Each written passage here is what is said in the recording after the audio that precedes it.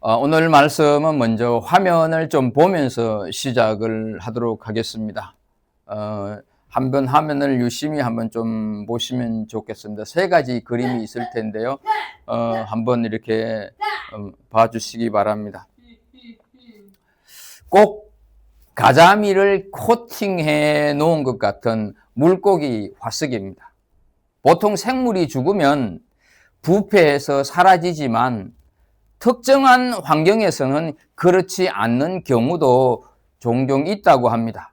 흙이 쌓이는 곳에 생물이 죽으면 그 위로 흙이 덮이고 시간이 지나면서 쌓이는 흙의 무게와 압력 때문에 생물의 뼈나 껍데기 모양이 새겨지는 것을 화석이라고 합니다. 이런 화석의 가치는 보존 상태가 얼마나 양호한가에 달렸다고 합니다. 보존 상태가 좋을수록 연구 가치가 높기 때문이라고 합니다. 그러나 화석이 아무리 양호한 상태로 보존되어서 지질 시대를 구분하는 기준에 도움이 되고 생물의 종류와 그 시대의 환경을 연구하는 데 유익한 가치가 있다고 해도 화석은 화석일 뿐입니다. 생명이 없는 죽은 돌덩이에 불과하기 때문입니다. 우리의 신앙도 마찬가지입니다. 신앙은 어떤 사건을 사실로 믿는 것은 물론이거니와 그 신앙이 일상에서 구체적으로 표현되는 삶의 방식이어야 합니다. 내가 믿는 것을 생활에 재현하는 것이 신앙입니다. 예수님의 부활을 입으로 아멘, 여기에 머문다면 그것은 올바른 부활 신앙이 아닙니다. 2026년 전에 있었던 예수님의 부활을 사실로 믿는 것에만 그친다면 그것은 화석 신앙에 불과합니다. 예수님의 부활을 사실로 믿는 것은 정말로 꼭 필요합니다. 그게 우리 신앙의 출발입니다. 그러나 부활 신앙은 반드시 내 삶을 통해서 드러날 때 온전한 신앙이라고 할 수가 있습니다. 예수님께서 죽은 자 가운데서 3일 만에 부활하셨습니다 라고 하는 고백은 물론이거니와 부활의 의미를 우리 삶 속에 적용해 나가지 않으면 그것은 화석에 불과한 죽은 신앙이다 하는 것이죠. 그런데 우리는 1년에 한 번 부활절 외에는 부활 신앙을 잘 생각하지 않는 것 같습니다. 하지만 부활 신앙은 우리 삶이어야 한다 하는 거죠. 부활을 생각하고 부활을 고심하고 또 부활 신앙으로 살아내려는 매 순간이 우리 삶을 이끌어가게 되고 우리 삶을 변화시킨다 하는 것이죠. 오늘 우리는 죽음을 이기고 다시 사신 예수 그리스도를 믿는 부활주일, 그래서 이 부활 신앙이 우리 삶에 어떻게 드러나야 하고 어떻게 증거되어야 하는지를 주신 본문을 통해서 세 가지로 좀 살펴보도록 하겠습니다. 먼저 부활 신앙은 하나님이 내 인생의 문제에 답을 주는 분임을 생활 속에 나타내어야 한다 하는 것이죠. 읽은 본문 2절 3절을 보면 돌이 무덤에서 굴러 옮겨진 것을 보고 들어가니 주 예수의 시체가 보이지 아니하더라 말씀을 하고 있습니다.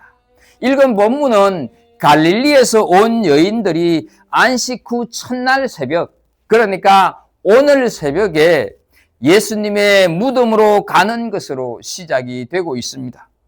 그 여인들은 막달라 마리아와 요한나와 야고보의 모친 마리아와 또 다른 여자들이라고 본문 10절에서 말씀을 하고 있습니다. 지난 금요일 예수님은 인간이 만들어낸 가장 잔인한 사형 방법인 십자가형을 당했습니다. 십자가에 달리기 전 이미 여기저기 끌려다녔었고 그러다 보니 몸은 지칠 대로 지친 그 상태에서 끄트머리에 동물의 뼈가 박힌 채찍으로 맞아서 살점이 여기저기 찢겨나가고 너덜너덜해진 상태, 머리에는 가시면류관이 씌어져서 그 가시면류관에 찔려서 얼굴에 피가 흐르는 사람의 몰골이 아니었습니다. 그 기진매진한 상태에서 손과 발에 굵은 대못이 박힌 채 아침 9시경 십자가에 달렸습니다. 숨쉬기조차 힘든 고통을 당하시다가 오후 3시경 운명하셨습니다. 그때의 현상을 마태복음 27장 45절에 이렇게 얘기를 하고 있습니다.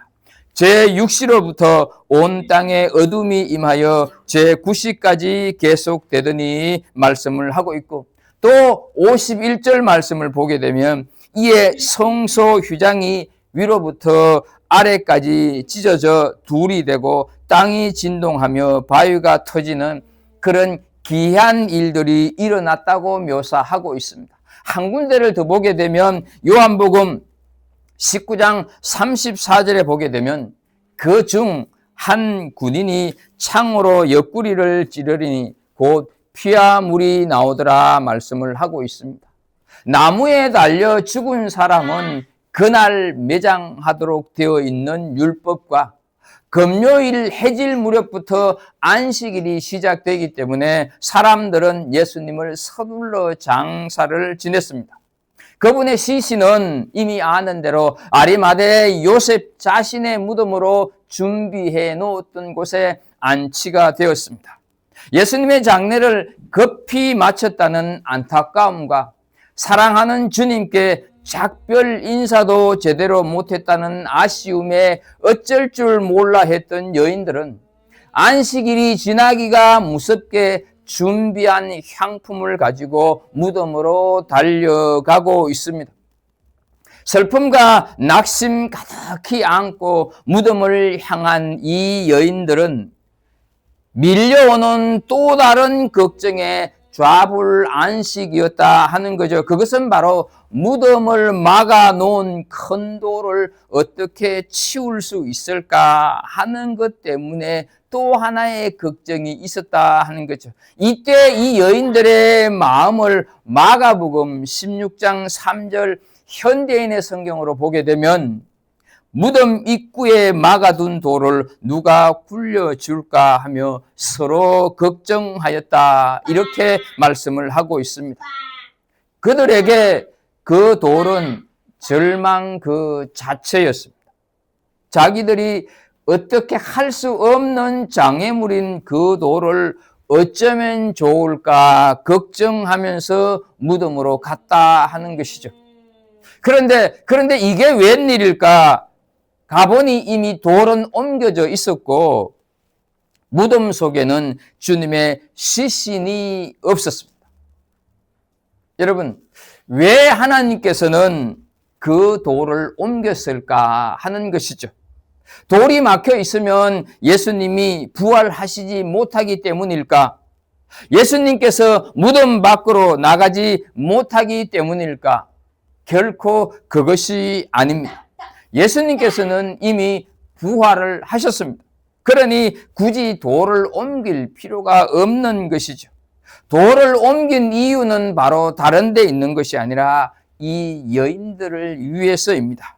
만약 돌이 그대로 있었다면 무덤 안을 볼 수가 없기 때문에 그렇지 않아도 부활은 생각조차 못하고 있는 여인들이 예수님의 부활을 더더욱 믿지 못하기 때문입니다.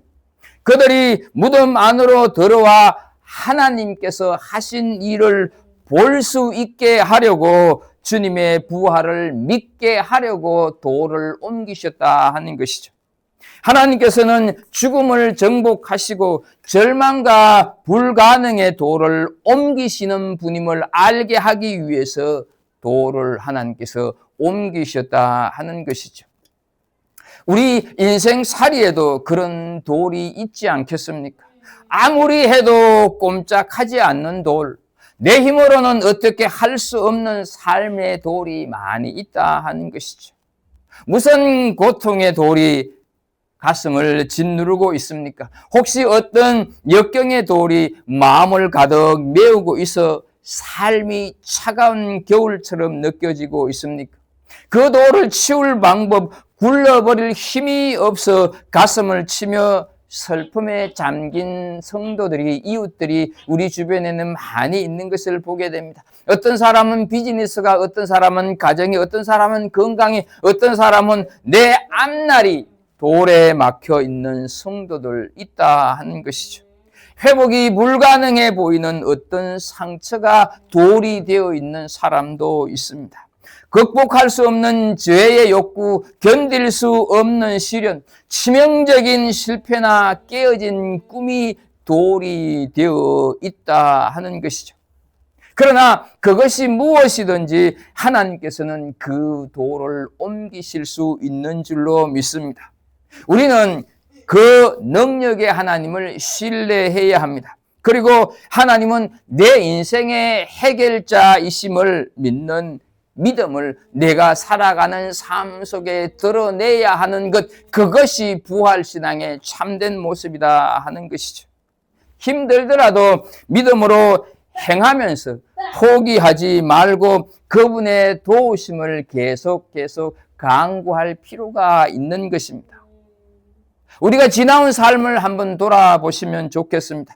나는 속만 태웠는데, 나는 마음이 졸였는데, 어찌할 바를 몰라서 발을 동동 구르고 있었는데, 부활하신 주님, 살아나신 주님이 돌을 굴러버린 체험들을 하면서 지금까지 우리가 살아온 것 아니냐 하는 것이죠. 그러니까 앞으로도 그렇게 될 것을 믿는 우리 더 체험교회 식구들이 되기를 축복합니다.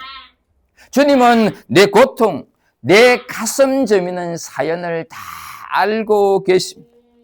인생의 돌을 옮길 수 있는 힘이 없어서 만약 주저앉아 있다고 한다면 그 큰 돌은 내 힘으로 할 수 없는 불가항력적인 일입니다. 그래서 내가 해야 할 몫이 있고 하나님께서 하셔야 할 하나님의 영역이 있는 것입니다. 우리는 잠잠히 그 돌을 하나님 옮겨주실 수 있기를 소망합니다. 기도를 올려드릴 필요가 있다 하는 것이죠. 죄로 말미암아 죽었던 우리는 절망과 어둠 가운데서 전혀 소망이 없는 진노의 자식들, 벌써 멸망받아야 할 존재들이었습니다. 그런 우리들을 보시면서 울고 계시는 분이 있었다 하는 것이죠. 죄악 가운데 어찌할 바를 몰라 허우적거리는 우리 때문에 아파하시는 분이 계셨습니다. 결국 그분은 외아들을 이 땅에 보내시고 십자가에 그를 매달고 그의 보혈로 정결케 하시고 구원해 주셨습니다. 이것이 복음이고 우리는 이 복음 때문에 지금 여기에 있는 것입니다. 여전히 교만하고 죄에 쩔어서 추하고 더러운 모습 그대로지만 사랑한다고 하는 이유 하나로 무덤 문을 열어버리고 마셨다 하는 것이죠. 그 사랑이 하나님과 우리 사이를 막아 놓았던 돌을 굴러버린 것입니다. 사람이 해결할 수 있는 것이 아닙니다. 세상이 답을 줄 수 있는 것이 아니다 하는 것이죠. 부활의 날, 부활하신 주님께서 우리 인생의 그 침도를 옮기신 것을 믿음으로 고백하는 우리 모두가 되기를 소망합니다. 부활신앙의 그 참된 모습은 하나님을 소망하면서 인생 문제의 답인 그분을 신뢰하며 살겠다고 하는 결심을 하는 것은 물론이거니와 그 결심을 생활 속에서 나타내는 것이 부활신앙의 참된 모습이라고 하는 것을 오늘 다시 한번 기억하는 우리가 되었으면 좋겠습니다. 두 번째로 부활신앙은 하나님의 약속이 이루어진다는 사실을 확정하는 삶을 살아가는 것입니다.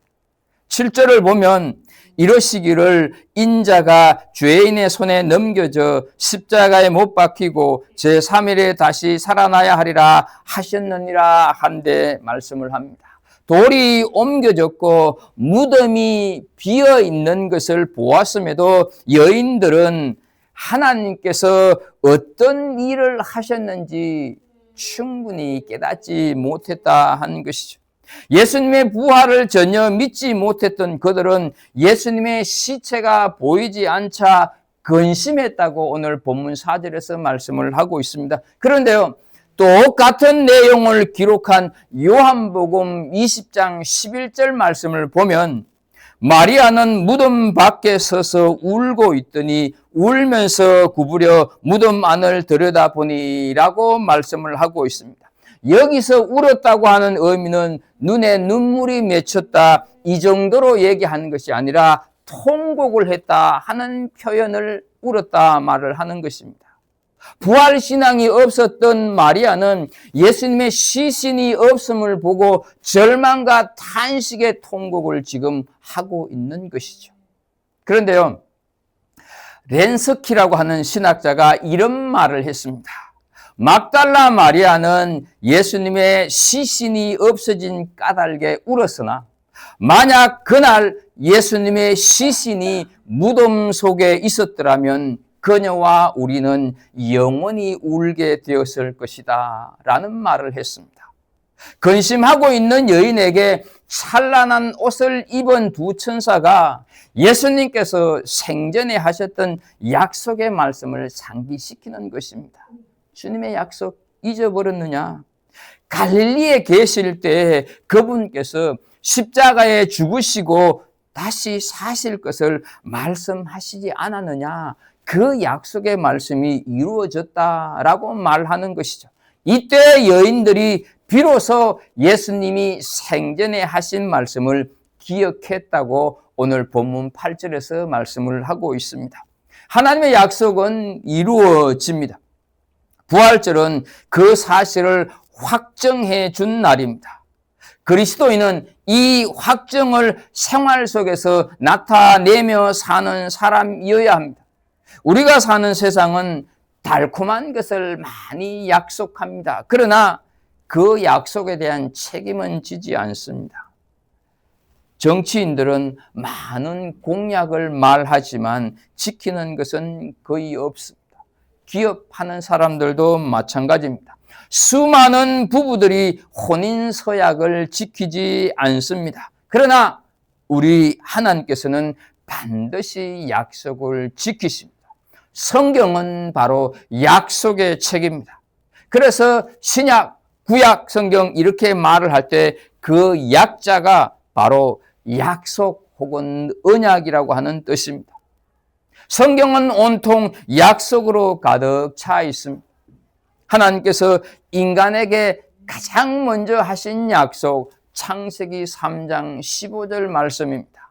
보면 내가 너로 여자와 원수가 되게 하고 네 후손도 여자의 후손과 원수가 되게 하리니 여자의 후손은 네 머리를 상하게 할 것이요 너는 그의 발꿈치를 상하게 할 것이니라 말씀합니다. 이 구절에서 너는 뱀, 다시 말해서 사탄을 가리킵니다.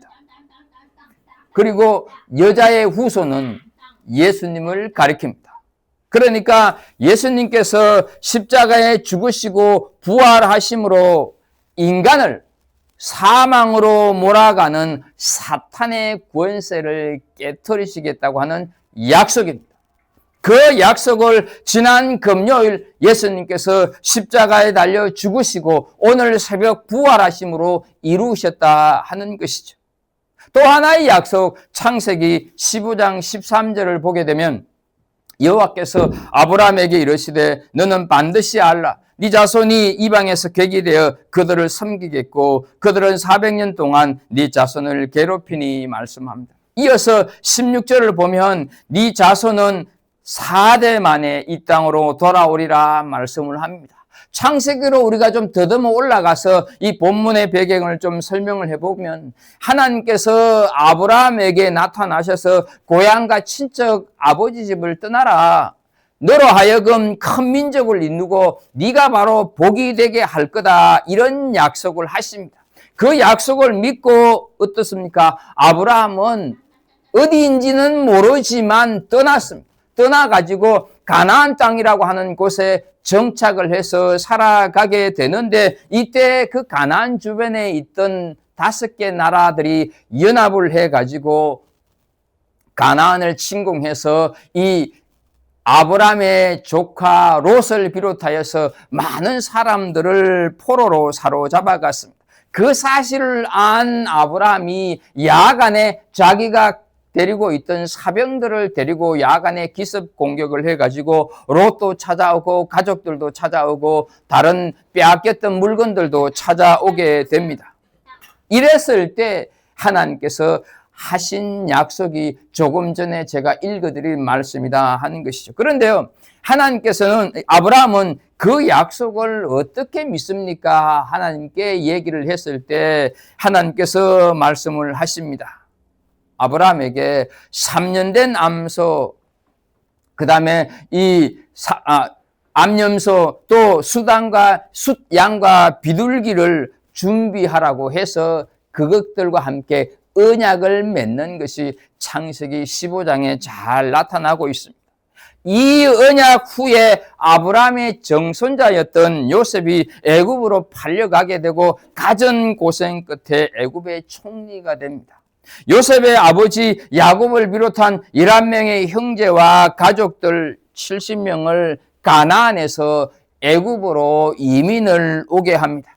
이 70명이 400년의 세월이 흐르는 동안 장정만 60만, 가족 다 합치면 좋기 200만이 넘는 백성을 모세의 인도하에 약속의 땅이었던 가나안으로 다시 들어가지 않습니까? 400년 전에 하나님께서 아브라함에게 했던 언약을 지키는 신실함을 우리에게 보여주고 있고, 우리는 말씀을 통해서 그것을 보고 있습니다. 하나님께서는 반드시 약속을 지키시는 분이십니다. 그래서 민수기 23장 19절 말씀을 보면, 하나님은 사람이 아니시니 거짓말을 하지 않으시고 인생이 아니시니 후회가 없으시도다. 어찌 그 말씀하신 바를 행하지 않으시며 하신 말씀을 실행하지 않으시랴 말씀을 하고 있습니다. 그 외에 하나님께서 하신 약속들은 많이 있습니다. 예수님께서도 요한복음 보게 되면 계속해서 제자들에게 약속하십니다. 그 중에 가장 중요한 약속, 내가 너희와 함께 있을 거다 하는 그 약속, 예수님께서는 분명코 하고 계신다 하는 사실을 우리는 기억해야 할 것입니다. 죽은 자를 다시 살리시겠다고 하는 약속보다 더 불가능해 보이는 약속이 없을 텐데, 그 죽은 자를 다시 살리시겠다고 하는 그 약속을 지키신 그 하나님께서 다른 약속을 왜 지키시지 않겠는가 하는 것이죠. 그런데요, 하나님께서는 예수님의 부활만 약속하신 것이 아니라 우리의 부활도 약속을 하셨습니다. 요한복음 5장 25절을 보게 되면, 진실로 진실로 너희에게 이르노니 죽은 자들이 하나님의 아들의 음성을 들을 때가 오나니 곧 이때라 듣는 자는 살아나리라, 이렇게 약속의 말씀을 하셨습니다. 그러므로 예수님의 부활 약속이 이루어졌기 때문에 우리의 부활에 관한 약속도 이루어질 것을 우리는 확신해야 한다 하는 것이죠. 기독교 신앙은 하나님께서 자기 자녀들을 썩지 않는 몸으로 부활시키셔서 완전히 새로운 세상에서 영원히 살게 하는 것입니다. 예수님의 부활은 하나님의 모든 약속이 이루어질 것을 우리에게 확인해 주는 것, 확인해 주는 날이다 하는 것이죠. 따라서 우리는 그 약속을 바라보면서 그 약속을 붙잡고 살아가는 삶의 모습을 우리 생활 속에서 나타내야 한다 하는 것이죠. 우리가 하나님의 약속을 믿고 붙들어야 하는 이유는 그것이 하나님께서 일하시는 원리이고 그것이 하나님께서 일하시는 방법이기 때문에 그렇습니다. 그러나 우리의 현실은 그리 순탄하지만은 않습니다. 크고 작은 고난과 실패와 절망이 출렁이는 만만치 않은 세상을 우리는 삽니다. 그래서 우리는 피할 수 없는 실패와 연약함에 직면할 때가 되면 여기에 내가 주저앉아 버릴 건가, 아니면 하나님의 약속을 믿고 현실을 받아들일까 하는 선택의 고민을 우리는 자주 하면서 하나님의 약속을 신뢰한다고 하는 것이 어떤 의미가 있을까라는 생각이 들 때가 많은 것이 사실입니다. 왜냐하면 내가 바라는 그때에 내 눈에 어떤 결과가 보이지 않기 때문입니다. 하지만 하나님의 약속을 믿는 사람은 환경이나 사람들의 시선이나 일의 성공이나 실패의 여부로 흔들리지 않는 사람, 하나님의 약속을 믿는 사람입니다. 하나님의 약속을 확신하면서 사는 사람은 당장의 실패가 끝이 아니라 하나님의 약속을 위해서 나아가는 과정이라고 받아들이기에 담대함을 가지고 현실을 살아낸다 하는 것이죠. 약속은 내가 지키는 것이 아니라 하나님께서 이루어 주시는 것이기 때문입니다. 나는 그저 주어진 순간에 순종하게 되면 나머지는 하나님의 몫이 된다 하는 것이죠. 오늘을 살아가는 우리 각자에게 하나님이 주신 약속은 무엇입니까? 그 하나님의 약속, 취직일 수도 있고 비자 문제도 있을 수도 있고 건강일 수도 있고 미래의 어떤 그 불확실한 것을 해결해 주기를 바라는 것일 수도 있습니다. 이런 것들이 여전히 해결되지 않고 있어도, 여전히 내 계획이 좌절되고 무너져도 하나님의 약속을 우리는 신뢰하면서 살아가느냐 하는 것이죠. 우리가 하나님의 약속을 믿고 믿음의 길을 갈 때 앞길이 보이고 하나님의 뜻이 선명하게 보인다고 하면 얼마나 좋겠습니까? 그런데 현실은 그렇지 않습니다. 하나님께서는 우리의 종착역을 보여주지 않으면서 약속을 주시고 그것을 믿고 우리가 미래를 향해서 경주하도록 하십니다. 그래서 어떻게 보면 정말로 답답합니다. 약속은 주시는데 그 약속이 어떤 것인지, 언제 이루어질 건지 알려주시지 않기 때문에 그렇습니다. 그런데요, 우리가 부활의 신앙, 부활신앙의 약속을 붙잡아야 하는 것은 바로 이런 이유 때문이다 하는 것이죠. 부활은 하나님의 약속이 이루어진다고 하는 증거입니다. 그래서 우리는 이것을 다시 한번 오늘 확인하면서 그 약속을 붙들고 살아가는 은혜가 우리 모두에게 있기를 간절히 소망합니다. 마지막으로 세 번째, 부활신앙은 우리가 받은 사명을 삶 속에서 실천하는 것입니다. 9절을 보게 되면 무덤에서 돌아가 이 모든 것을 11사도와 다른 모든 이에게 알리니 여인들은 처음에 예수님의 장례를 제대로 치르기 위해서 무덤에 왔습니다. 금요일 안식일 직전이라 대충 장례를 마쳤기 때문에 제대로 장례를 매듭짓고 또한 장례를 서두느라 다하지 못한 슬픔을 예수님에게 표현하기 위해서 왔습니다. 그게 이 여인들이 무덤에 온 목적이었습니다. 그러나 예수님의 부활이 그 모든 것을 바꾸어 놓고 말았다 하는 것이죠. 이제 죽은 시체에 바르던 향품은 쓸모 없어졌습니다. 돌은 굴러졌고 시신도 없었습니다. 그러나 대신 여인들이 보고 들은 것은 예수님께서 살아나신 증거와 다시 사셨다고 하는 메시지였습니다. 천사의 말을 들은 그들이 한 일, 그 말을 듣고 무엇을 했느냐 하는 것이죠. 이제 그들은 부활한 사실을 더 이상 불신하지 않았습니다. 오롯이 믿었다 하는 것이죠. 그리고는 지체하지 않고 그들은 무덤에서 보고 들은 것을 제자들과 사람들에게 알리러 갔다 하는 것이죠. 죽음을 정리하기 위해서 왔던 그들이 이제는 부활의 메시지를 전하는 증인으로 변했다 하는 것이죠. 그들에게 새로운 사명이 생겨졌다 하는 것이죠. 어떤 사건의 증인이 된다고 하는 것은 예산 일이 아닙니다. 증인은 직접 보고 들은 사람만이 증인이라고 할 수가 있습니다. 우리는 예수님의 부활을 경험한 사람들입니다. 물론 물리적으로 다시 사신 그분을 본 것은 아닙니다. 그러나 우리는 믿음으로 그분의 부활에 참여했고 그분의 살아계심과 부활의 생명력을 분명히 느끼면서 살아오고 있습니다. 성령님을 통해서 그분의 사랑과 위로하심과 능력을 경험하면서 살아가고 있습니다. 살아계신 주님의 음성을 들을 때도 있었고 앞으로도 듣게 될 것입니다.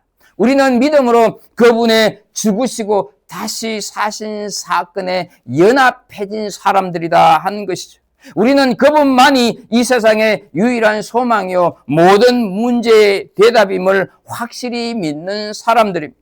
그러므로 우리는 이 사실을 정언하고 증거해야 한다 하는 것이죠.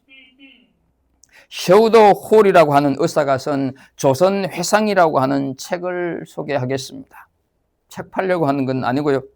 이 셰우도 홀은 아버지가 윌리엄 홀이었는데 이 두 사람이 다 한국에서 어로 선교사로 헌신했던 사람입니다.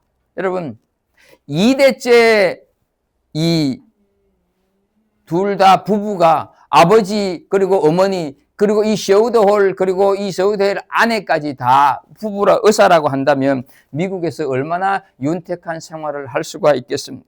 누구 못지않게 상류 사회의 삶을 즐길 수도 있었을 것이고 의사라고 하는 그 이름의 명성도 떨칠 수 있었을 것입니다. 그런데요, 그들은 모두 이 모든 것들을 다 마다하고 당시 은둔의 나라, 세계에서 가장 미개한 조선 땅에 가장 가난한 한국 땅에 왔다 하는 것이죠. 이 셰우드 홀의 아버지 윌리엄 홀은 가전 고생과 고초를 겪으면서 복음을 전하다가 풍토병에 걸려서 조선에 온 지 3년 만에 1894년에 세상을 떠납니다. 그리고 이 셰우드 홀의 여동생도 아주 어렸을 때 한국 땅에서 풍토병에 이기지 못해서 죽습니다.